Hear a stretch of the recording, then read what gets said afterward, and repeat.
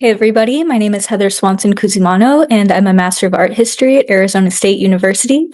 Today we're going to be talking a little bit about archaeology and southern Italy, specifically the site of Pompeii. And we're going to be speaking about the Egyptian temple, the Temple of Isis within Pompeii. So I have a presentation for you. Let's go ahead and get started.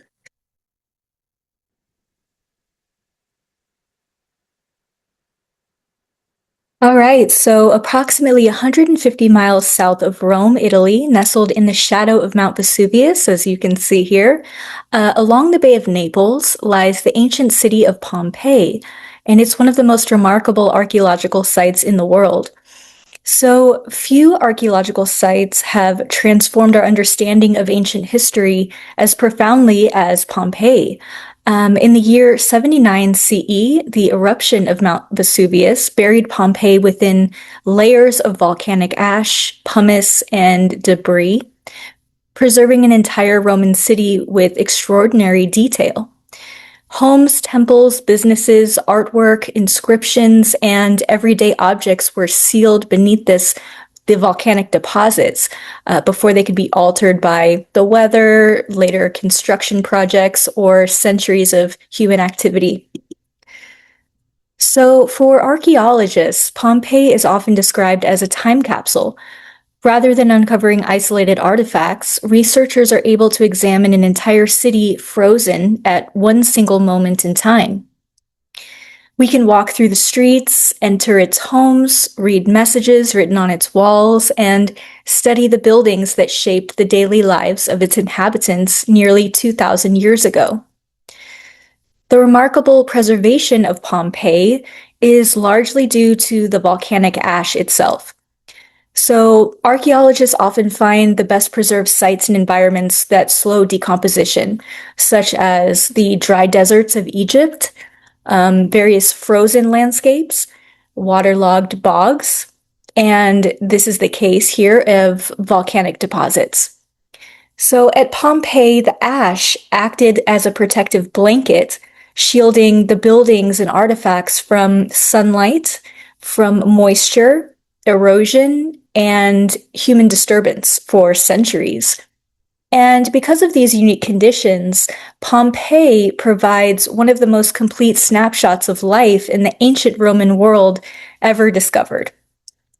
And today, nearly 3 centuries after the systematic excavations first began, Pompeii remains one of the longest-running archaeological projects in history. New discoveries continue to emerge from beneath its streets, helping us reconstruct the beliefs, the customs, ambitions, and daily experiences of the people who once lived here. Before exploring how the cult of Isis spread from Egypt to Pompeii, it's important to understand just how ancient this religion was. The earliest known evidence for the goddess Isis appears in the pyramid texts, a collection of sacred funerary inscriptions dating to the late 5th dynasty of Egypt, and that's around 2400 BCE. Now, these pyramid texts were carved into the walls of royal tombs, and they represent the oldest known religious writings in the world.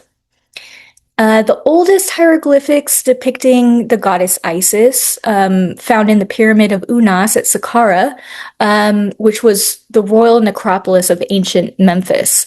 And her hieroglyph is actually a throne. You might be able to find it here in the picture on the left. The throne with her name written above it. And Isis's name literally means throne or seat in ancient Egyptian, and the Greek name Isis comes from the original Egyptian word astet, or iset, and that's how her original hieroglyphic was often depicted. It was the throne with her name written above it. Now, within these inscriptions, Isis already appears as a significant divine figure associated with kingship, protection, resurrection, and the afterlife, and eternal life as well.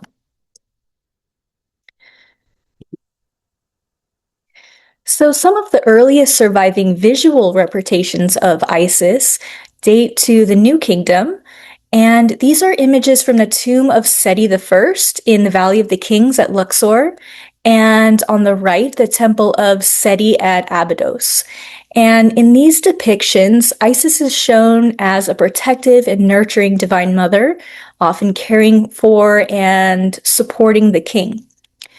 One of the first images of Isis depicts the goddess holding Pharaoh Seti I in her lap, emphasizing her role as a guardian of both kingship and of the afterlife.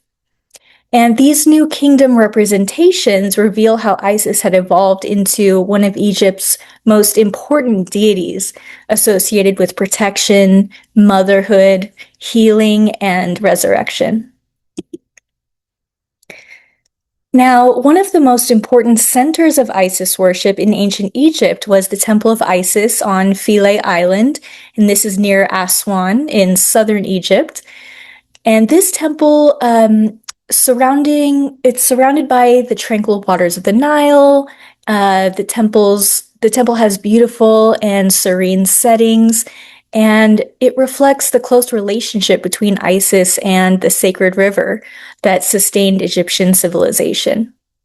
And even today, you can approach the island by a felucca boat and get a glimpse into how ancient pilgrims may have experienced this sacred landscape. So the connection between Isis and travel by water has deep roots in Egyptian religion. In ancient mythology, Isis was associated with sacred boats and divine journeys, particularly those involving the passage of the dead through the underworld.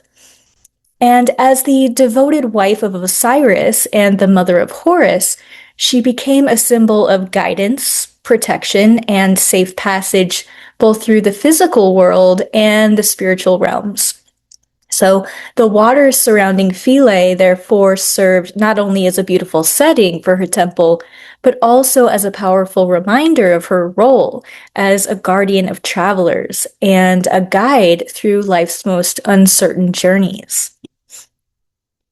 But how exactly did this exotic religion of Isis make it 1,500 miles away into Pompeii, Italy? Well, the spread of the cult of Isis outside of Egypt was made possible through the cultural exchanges of the Hellenistic world.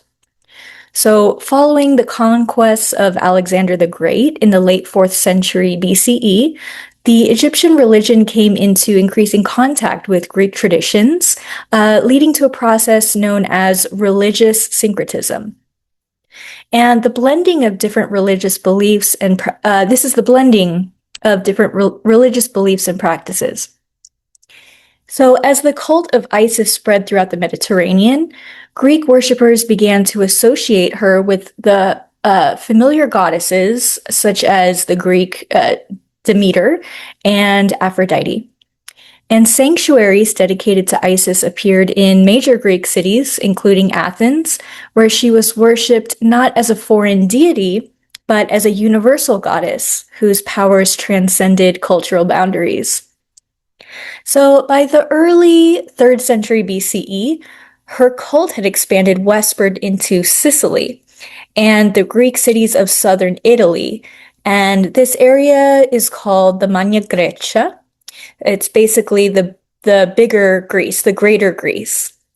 So through maritime trade routes connecting Egypt, Greece, and Italy across more than 1,500 miles of the Mediterranean Sea, Isis became increasingly associated with protection, fortune, fertility, and safe travel. And in these new cultural settings, her identity continued to evolve, eventually blending with the Roman concepts of Fortuna, the goddess fortune, and Venus, while retaining her distinctly Egyptian origins. Now, situated on the Bay of Naples, Pompeii was an important port city connected to trade routes throughout the Mediterranean. Merchants, sailors, and travelers brought not only goods, but also new ideas and customs and religious traditions. So this constant exchange of cultures helped make Pompeii one of the most cosmopolitan and interesting cities in Roman Italy.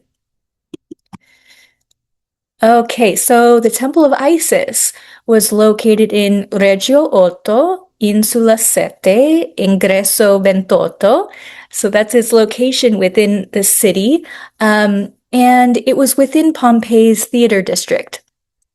And although it was situated in one of the city's busiest public areas, this small sanctuary was intentionally separated from everyday life by a high enclosure wall that concealed a lot of the complex from view from outsiders. So it's very mysterious. And in this photograph, we see the exterior street frontage of the sanctuary along the Via del Tempio di Side, the Via of the Temple of Isis. And the enclosure wall dominates this scene, revealing very little of the sacred space inside. And at the center of our image here is the temple's main entrance. And as you can see, it's reached by a short flight of stone steps. And if you look closely, you can see that they're worn smooth by centuries of foot traffic. So there were a lot of people coming in and out of this temple. Now, the doorway would have served as a symbolic threshold between the ordinary world of the city and the sacred environment within. And most of the time, there was a large wooden door, and it remained partially closed. It was a three-piece wooden door, and this further emphasizes the restricted and somewhat mysterious character of the sanctuary. And on big festival days where the public was invited to come in, the doors would be opened up completely.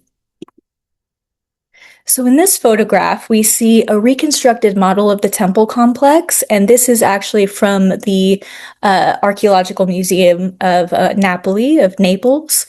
And this is the temple complex as it appeared within the larger urban landscape of Pompeii.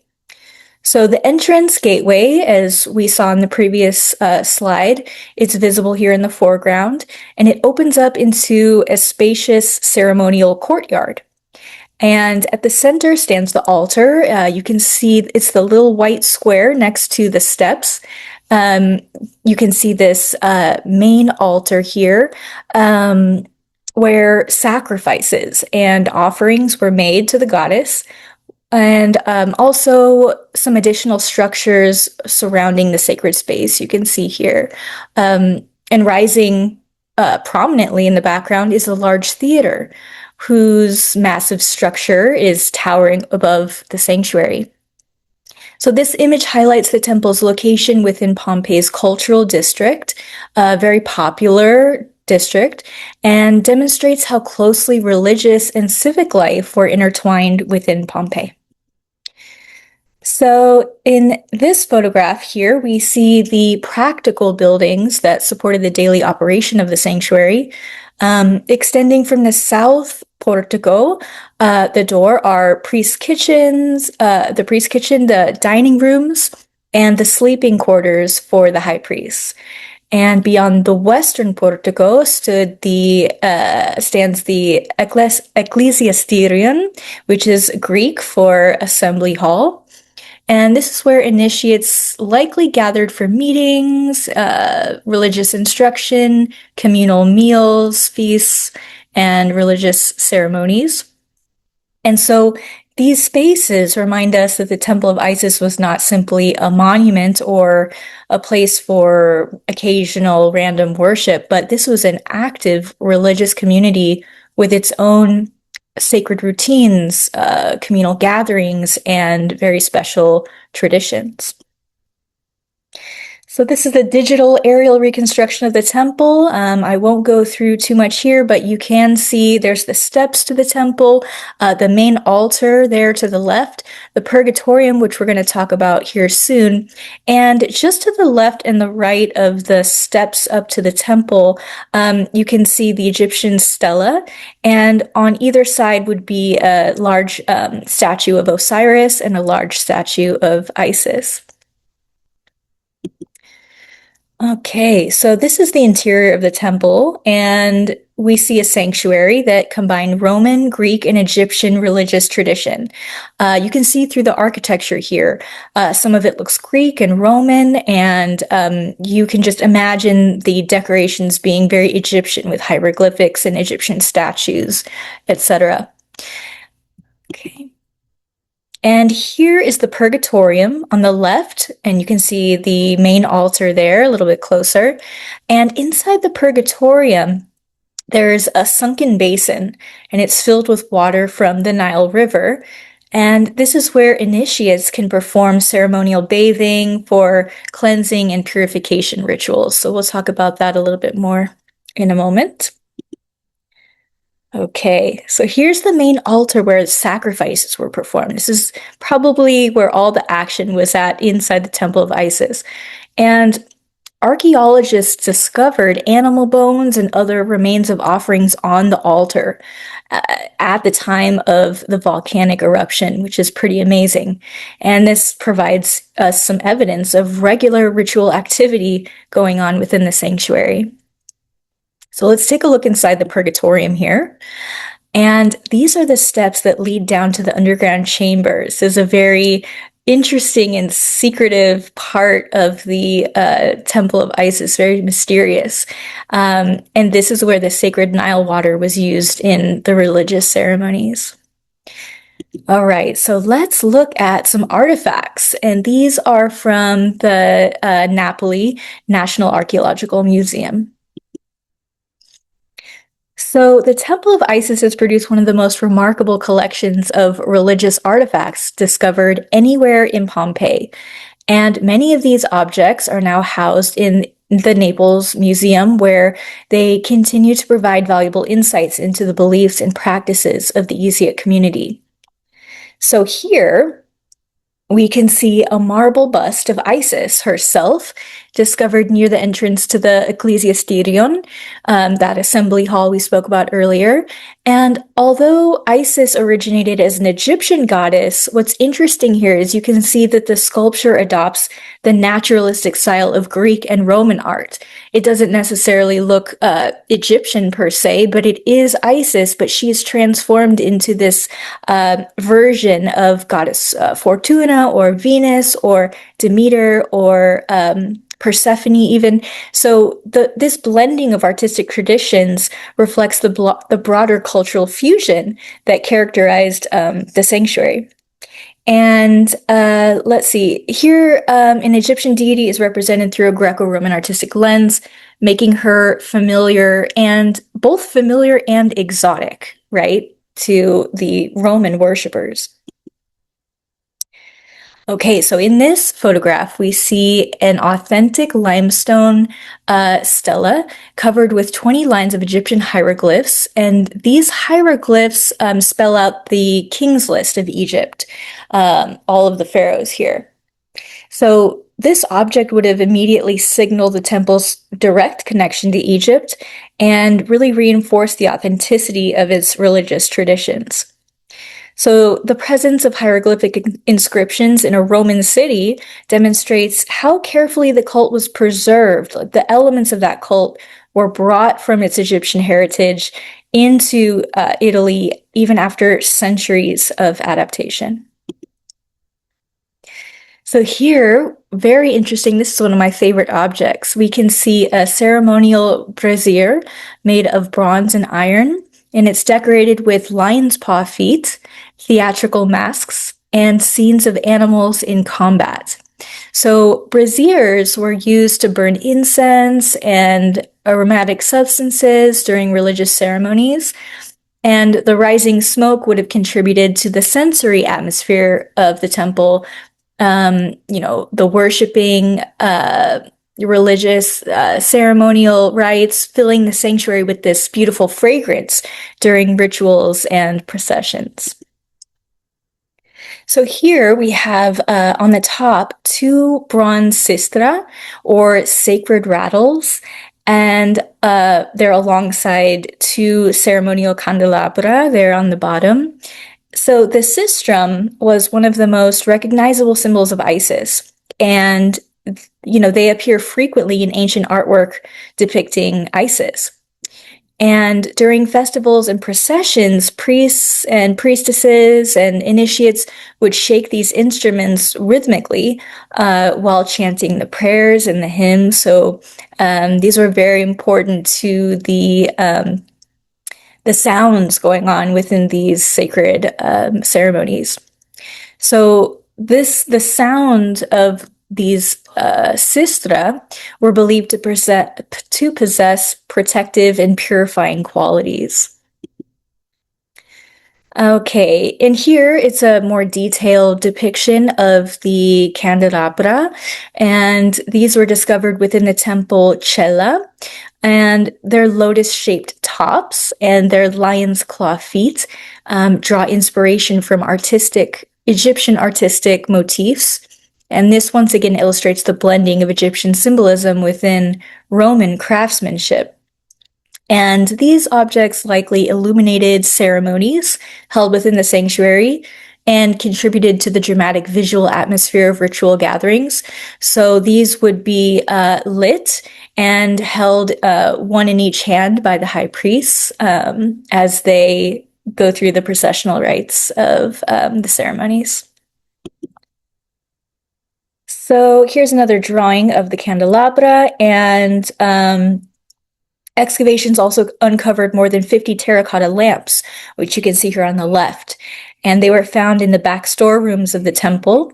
And this illustration specifically shows us the large lamp. I'm not exactly sure what the object on the right is, but these were found together, and they show us how the room could be lit, or the ceremonies could be lit.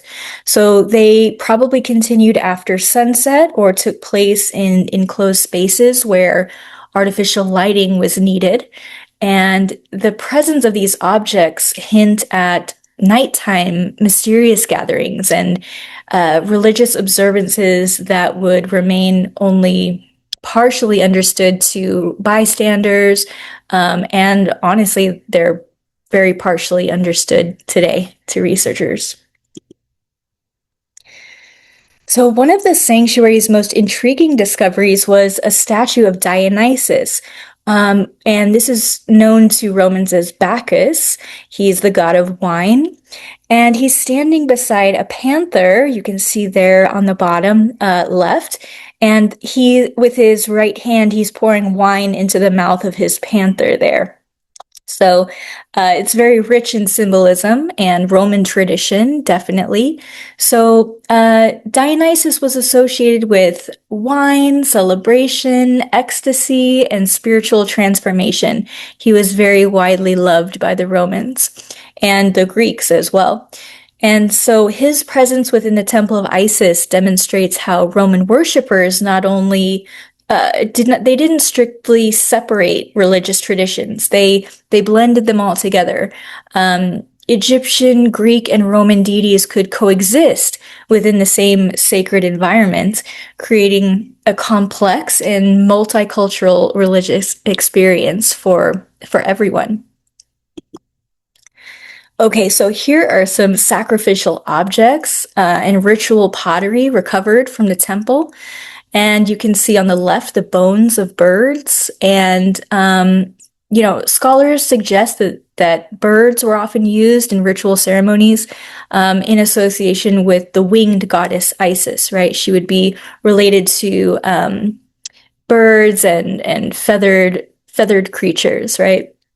And so I'm not sure what the objects are on the bottom, but you can see some clay pottery here, which is really, really beautiful. And this was found on the altar of the temple at the time of the eruption.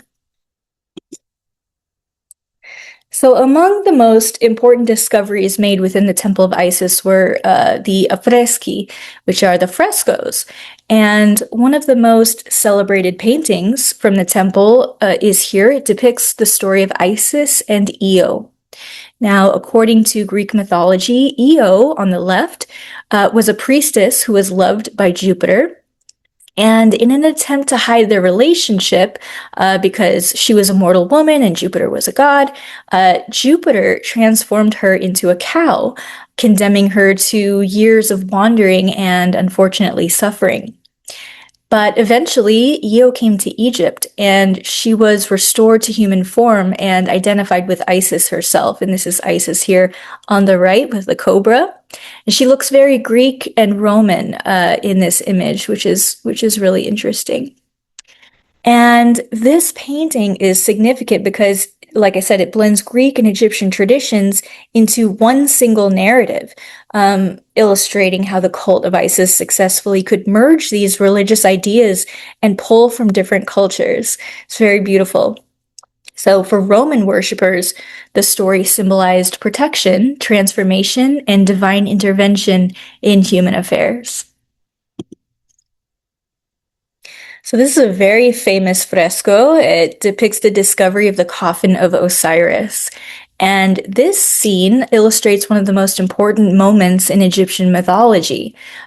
We see the boat here, the two barges at the top, as well as the two sacred serpents, which are the Roman household gods, or the Lares, who are protective entities approaching an offering there in the center.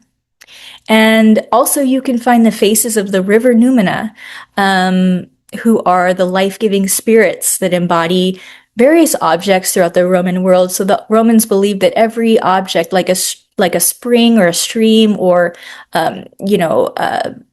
various statues, they held the spirit of the Lares and the Penates. So this is a really amazing depiction of Roman art and Egyptian art combined. So, and the Egyptian story of Osiris, which we're going to go into just briefly here in a moment. So, one of the most important inscriptions associated with the Temple of Isis was displayed above the main entrance to the sanctuary. And this dedicatory inscription reads, Numerius Popidius Celsinus, son of Numerius, rebuilt at his own expense from its foundations the Temple of Isis, which had collapsed in an earthquake, and because of his generosity, although he was only 6 years old, the town councilors nominated him into their number free of charge. So this is really interesting, and it's a little bit humorous because the inscription refers to, obviously, the devastating earthquake of 62, which caused extensive damage throughout all of Pompeii. And ancient sources and archaeological evidence indicate that, many homes and temples, public buildings, commercial structures, everything, they were either destroyed or severely damaged. But in the years that followed, much of the city remained under construction, but the Temple of Isis was among the first major religious buildings to be rebuilt. And this was likely due to the cult's popularity and the very strong support from the community to rebuild this temple. And the rebuilt sanctuary appears to have been even more elaborate than the first. So this new construction was incredible. New frescoes and sculptures and ritual furnishings and decorative elements transformed the temple into one of the most impressive religious complexes in the city. And the reconstruction reflected both the wealth of its patrons and the growing prestige of the Isiac cult during the final years before that unfortunate eruption of Vesuvius in 79. So it had a few years of glory. So although the inscription credits the reconstruction to this 6-year-old boy, Numerius Popidius Celsinus, scholars generally believe that the project was financed by his father, who was a wealthy freedman of the Pompeii family. And as a freedman, the elder Popidius could accumulate wealth, but was restricted to acquire civic honors because he was formerly a slave. So by funding the reconstruction and attributing the benefaction to his freeborn son at 6 years old, he helped secure greater social standing and political opportunities for the next generation of the family. So you can really see the social mobility aspect here. A freedman was not I'm sorry, yeah, a freedman was not able to gain prestigious civic uh, a prestigious place within the city, within politics of Pompeii, but his son could. So this was a beautiful way to really solidify power and wealth and prestige with this beautiful inscription. And today, this inscription is within the Naples Museum. Now let's ask, what exactly did the ancient Egyptians believe, and what was possible for initiates who dedicated their lives to this exotic religion of Egypt? So, at the core of the Egyptian tradition is the mythology of Isis and Osiris. Now, Osiris is murdered by his jealous brother Set and was sealed inside a chest that he threw into the Nile River. And after a long search, Isis eventually recovered the coffin of Osiris and restored him, allowing him to become the ruler of the underworld. And this story symbolized death, rebirth, and transformation into eternal life, making it especially meaningful to the worshippers of Isis. And the initiates say that Isis is a goddess of compassion, and through grief and sorrow, she gains sympathy for her followers. So, this is a very important aspect of this cult of Isis. So, she's the goddess of all. She's the goddess of heaven, of earth, the sea, the underworld, and she has this unique capability to resurrect and bring her devotees eternal life. And so, how was this mysterious and secret cult of the Great Mother Isis actually practiced? Well, you know, buildings and paintings and artifacts can only tell us so much. And to truly understand this religion, we have to now turn to the ceremonies and the processions and the sacred mysteries that brought this beautiful sanctuary to life. And fortunately, ancient writers have left behind accounts that allow us to glimpse into some of these events through the eyes of the people who experienced them. And combined with the archaeological evidence uncovered at Pompeii, these writings really help us reconstruct a vibrant religious world filled with music and incense and flowers, sacred processions like you can see here, communal celebrations, and secret initiation rites that promised spiritual transformation. So, one of the most spectacular events associated with the religion was the annual Novitium Isidis, and that is a festival celebrating the beginning of the sailing season in the Mediterranean. And our best surviving description comes from Le Metamorphosi di Apuleo, which is Apuleius's Metamorphoses, very popular text. And the story inside the Metamorphoses is called The Golden Ass. And in this story, through the eyes of Lucius, we witness a magnificent religious procession that likely began, it would begin at the Temple of Isis before making its way through the streets of Pompeii toward the seashore. So this was not a private ceremony attended only by priests and initiates. This was a major public event that transformed the city into this moving celebration of the goddess Isis. And so as the procession advanced through the streets, crowds of spectators would gather to watch everything unfold and enjoy the joyous atmosphere. You know, the sounds of music and chanting and sacred rattles would echo throughout the city, while the fragrance of incense and perfume drifted through the air. So the procession itself would have attracted a large number of onlookers as it passed through the streets, you know, drawing citizens from homes and shops and public spaces to walk down to the seashore to witness this ceremony. So women dressed in brilliant white linen garments, and they went through the city adorned with jewelry and flowers and elegant accessories. And many carried bouquets of flowers and scattered petals as they made their way down to the sea. And priests wore long white linen robes. They would wrap them around their chests and they would extend down to their feet.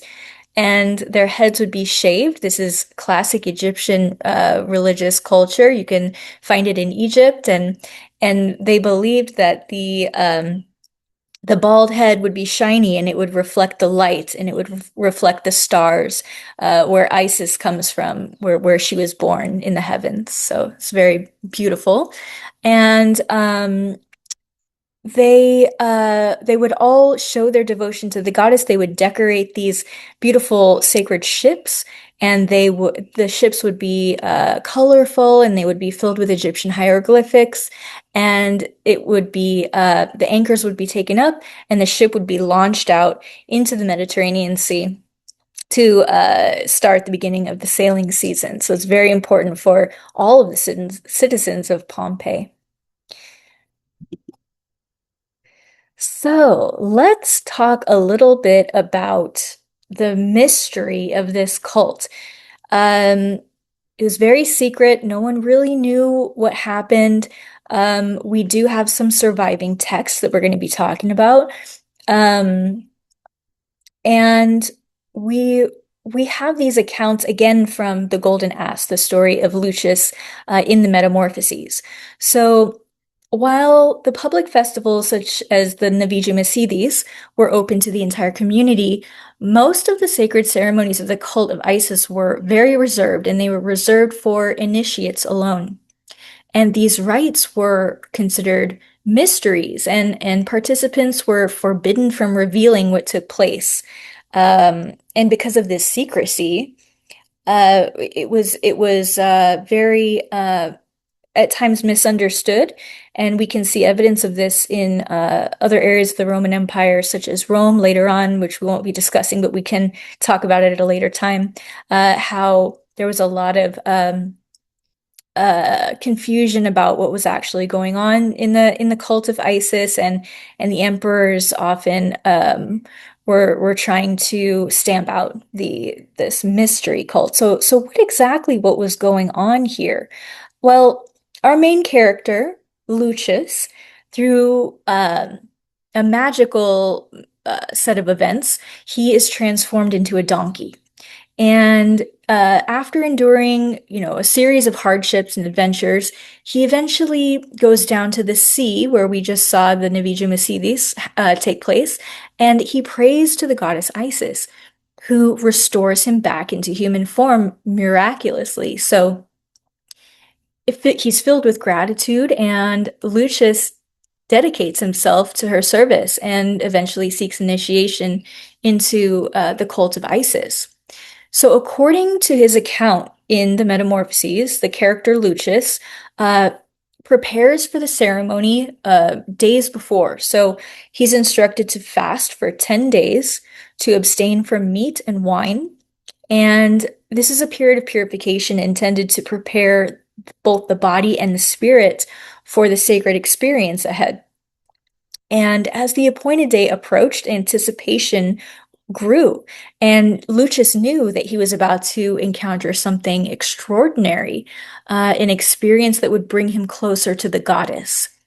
So finally, the day arrives, uh, and as evening fell, worshippers would gather at the temple at sunset, and friends, fellow devotees, and members of the Isiac community would bring gifts to Lucius, and they would celebrate this important milestone with him in his religious journey. And then the lay people would leave, and he would be alone with the high priest. So, as he explains, the high priest took him by the right hand and led him into the sanctuary. He was then permitted to bathe on his own, and then he would undergo ritual purification with the priest. So, the high priest then would he sprinkled Nile water on him and washed him with this sacred water, symbolically linking him to Egypt and the Nile River. And, we would go through this cleansing purification ritual. And once purified, Lucius was dressed in fresh white linen garments, which was the traditional clothing of the Isiac worshippers and priests.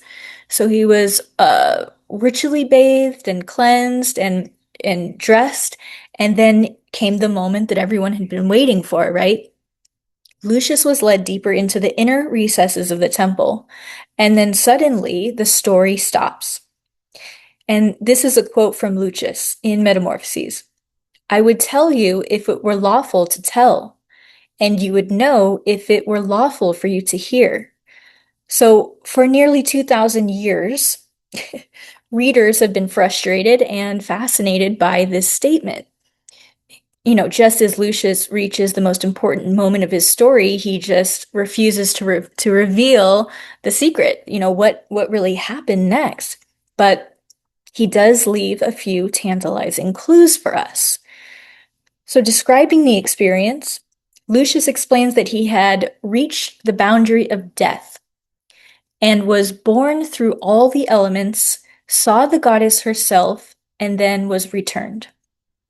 So, he claims to have seen the sun shining brilliantly in the middle of the night and to have come into the presence of both the gods above and the gods below. And remarkably, he suggests that he encountered the divine directly and emerged transformed by the experience.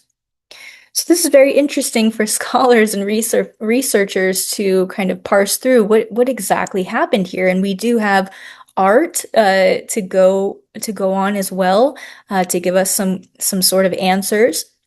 But these descriptions strongly echo the myth of Osiris, whose death and resurrection formed the foundation of this Isiac religion.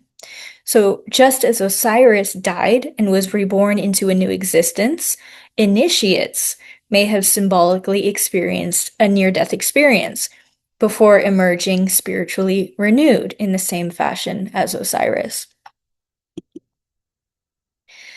So here is me inside the Temple of Osiris. This was at Luxor in Egypt, and you can see we have Isis and Osiris to my right, and again Osiris to my left with a beautiful lotus flower with some individuals standing on it, and a sphinx or a protective dog, and it's very beautiful. And you can also see the lining of lotus flowers on the bottom of this beautiful wall relief here. It was absolutely stunning in person. But let's talk a little bit about what I believe happened within the Temple of Isis.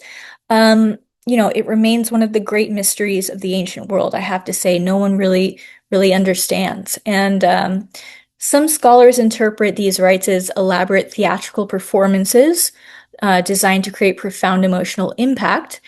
Other scholars point to parallels with mystery religions, such as the Eleusinian mysteries of Greece, whose initiates also reported life-changing or near-death experiences that they refused to disclose. The combination of fasting, ritual purification, incense, music, sacred symbolism, and these carefully choreographed ceremonies may have produced a very intense psychological and spiritual transformation in and of themselves. It's definitely possible. But as a modern observer, I find it difficult not to wonder whether altered states of consciousness may have also played a role. And, throughout history, a variety of ancient religious traditions, from the Eleusinian mysteries of ancient Greece to the Maya to, certain ritual practices in the ancient Americas, they've used these carefully controlled ceremonies to create experiences of symbolic death, rebirth, and communion with the divine. While there's no direct archaeological evidence that psychoactive substances were used at Pompeii, Lucius's language is very striking, because he doesn't simply say that he learned something new. He says he approached death itself, passed through the elements, encountered the divine, and returned transformed. It's incredible. So, whether symbolic, psychological, spiritual, or some combination of all of these, the goal of the initiation seems very clear. The cult of Isis offered more than worship. It offered the possibility of personal transformation. It offered spiritual rebirth and the hope that death itself could ultimately be overcome through the compassion of this great mother goddess Isis. So I often find myself returning again and again to the mystery surrounding these initiation rituals of Isis, and especially to this detailed historical account in the Metamorphoses. So we have to ask, what kinds of experiences convinced intelligent adults that they had approached death, that they encountered the divine and they returned transformed? And we can ask, could the blue lotus of Egypt provide more than just a sweet scent in the air for Egyptian gods? You know, we see in art history, we see multiple examples, ample examples of these lotus flowers with the people on them, as you can see here, lotuses everywhere in these sacred hieroglyphics and rites. So it must have a very deep importance here. So this unanswered question led me to consider whether the initiates may have experienced something else. You know, throughout history, many religious traditions have used, um, fasting, ritual purification, and all of these things to gain enlightenment. But there's no real evidence, but it does raise these interesting questions. It's just something to consider and to do further research on. So some modern researchers have explored whether plants associated with Egypt, including the blue lotus or an extract of the acacia, may have played a role in certain ancient religious practices. And, others have suggested that it was just a theatrical performance. We don't know.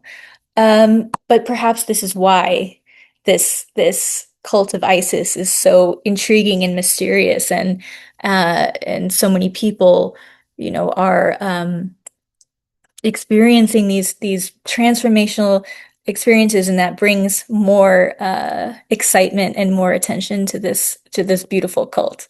So, nearly 2,000 years after the eruption of Mount Vesuvius, the Temple of Isis still stands as a reminder that some of history's greatest discoveries are not the answers we uncover, but the mysteries that remain unsolved. And perhaps that's why this sanctuary continues to captivate not only Egyptologists, archaeologists, and historians alike, but any seeker who's ever wondered what mysteries may still lie hidden beneath the surface of the ancient world. And as long as these sacred sites continue to reveal new discoveries from beneath the earth, the mysteries of Isis may never be fully finished telling their story. So thank you guys so much for listening, and take care. Bye-bye.